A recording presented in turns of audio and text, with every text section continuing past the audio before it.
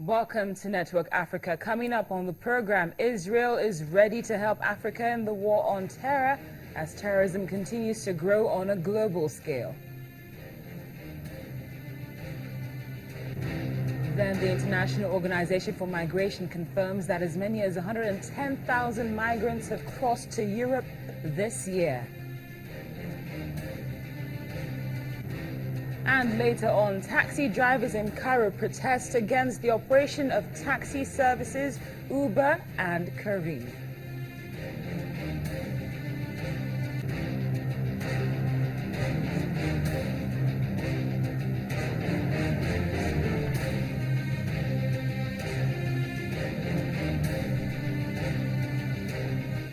Thank you for joining us on the last Wednesday edition of the program for the month of February 2016. This is Network Africa with me, Cynthia Are.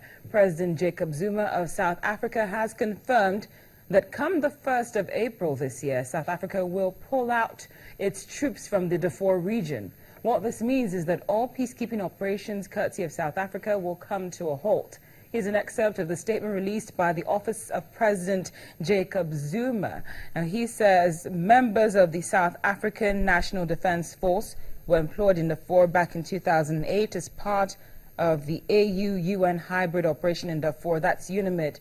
The termination will take effect from the 1st of April 2016. Now, if there's one thing which most countries of the world have in common, it's the challenge of fighting terrorism. Israel is renowned for its strength in handling such situations, and for that reason and more, the President of Kenya, Mr. Uhuru Kenyatta, spent the last 72 hours meeting with not only his Israeli counterpart, but the Israeli Prime Minister Benjamin Netanyahu, and Israel is ready to help Africa in the fight against terror.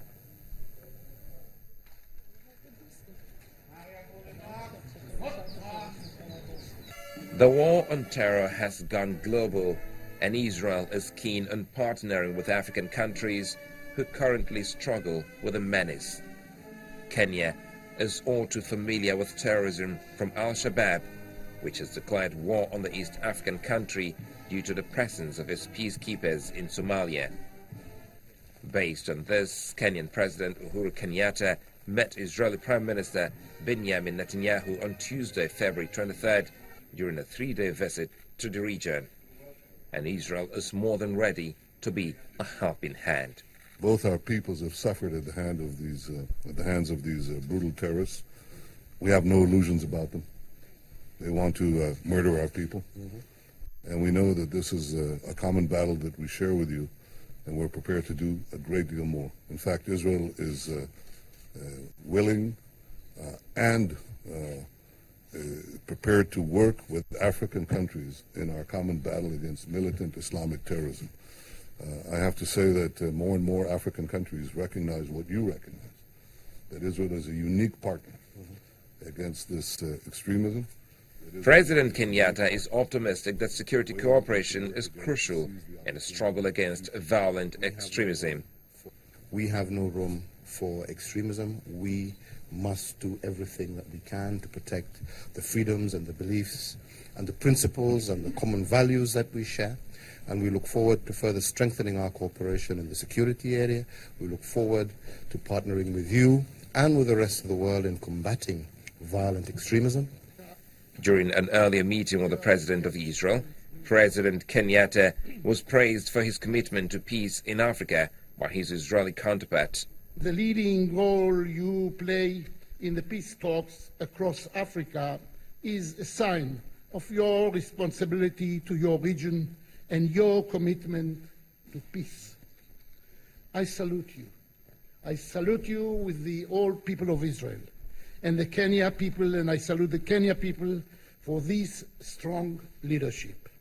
Mr. President, Israel is proud of the cooperation between our two peoples. This 3-day tour wasn't just about security, as both parties went on to sign an agreement for water and agriculture cooperation between their countries during the meeting. Thank you, President. Thank you, Prime Minister.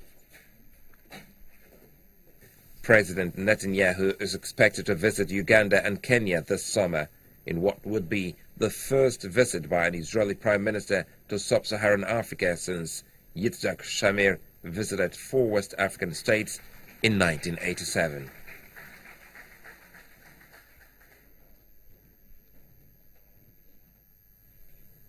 We're joined from Kenya by lead consultant at Sovereign Insight, Mr. Vincent Kimisop. Mr. Kimisop, thank you very much for your time. You're welcome. You're welcome. How are you? Thank you. Now, there's a lot of admiration and respect for Mr. Kenyatta by the international community. How do Kenyans view this new partnership with Israel? It's a commendable step by the president. As you're aware that we have, as a people, have suffered in the hands of terror. The worst has caused the Garissa incident, which not only affects the tourism but also the education sector. So this is a positive thing, and the president has support, and actually Kenyans can see that he's taking practical steps and learning from the best to safeguard our country. Speaking of practical steps, President Kenyatta is also renowned for dealing with terrorism head-on, and we've also seen a lot of improvements in Kenya's security, especially after the Garissa attack. Now, which areas still need more work in order to boost Kenya's security? Number one, there is need for strengthening the collaboration among the security agents. And then there is also need to improve the welfare of the security officers. Okay. Because as you're aware that we have security people who need to be, and whose morale needs to be enhanced. This is in terms of remuneration, housing. Those are the areas that require more work internally. Okay, now my final question, what lessons could other African leaders draw from President Kenyatta regarding the fight against terror? We have a couple of lessons that other countries can learn. But number one is the need for collaboration and learning from best practices, as you can see what the president has done with Israel. And then number two is tooling your security agencies so that they can coordinate and work closely together. And then number three, the fight against terror is a fight against a faithless enemy.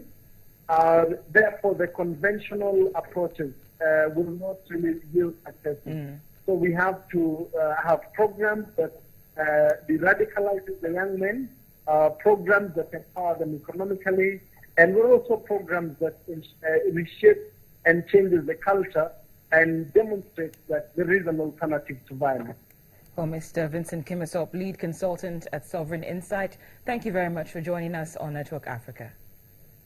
Well, staying in Kenya, a court has reduced the life sentence of 2 Iranians convicted of terror-related charges to 15 years. You recall Syed Musavi and Ahmad Mohammed were arrested for planning to execute attacks in Kenya back in 2012 and then convicted in 2013. The duo had appealed against the sentence, saying that it was unjustified and also that the alleged offense was incomplete.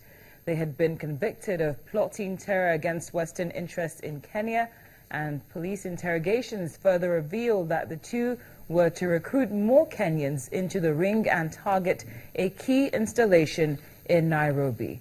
Still to come on Network Africa, we bring you the latest on the Burundi crisis on our Focus on Burundi segment.